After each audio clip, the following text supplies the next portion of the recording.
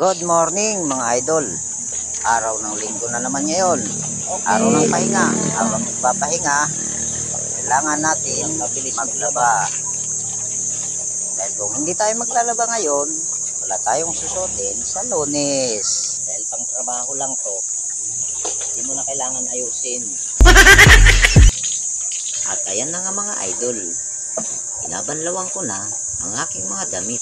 Kahit tinatamad, kailangan natin maglaba. Kasi kung hindi mo lalabhan, problema ka nang maisusuot sa Lunes, diba? Kahit tinatamad ako maglaba, walang magagawa. Kailangan ko pa rin labhan ang aking mga damit. Ilang piraso lang yan mga idol ang binabanlawan, pero parang ang tagal matapos. Bakit kaya? Dahil siguro sa mainit na. Kailangan bilisan ko na ang aking pagbabanlaw para maisampay ko na agad ito.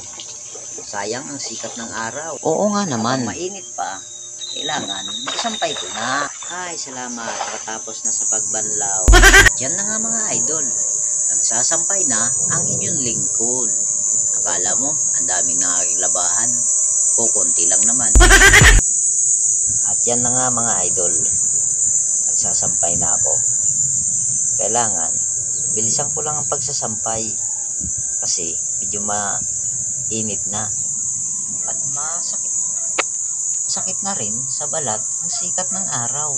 Kaya kailangan natin bilisan ang pagsampay para hindi tayo masyadong mainitan. Ay nako, ang sarap lang magsuot ng damit. Pero ang maglaba, ang hirap. Na nga, matatapos na rin sa pagsasampay. Ay, tuyo na yung sinampay ko.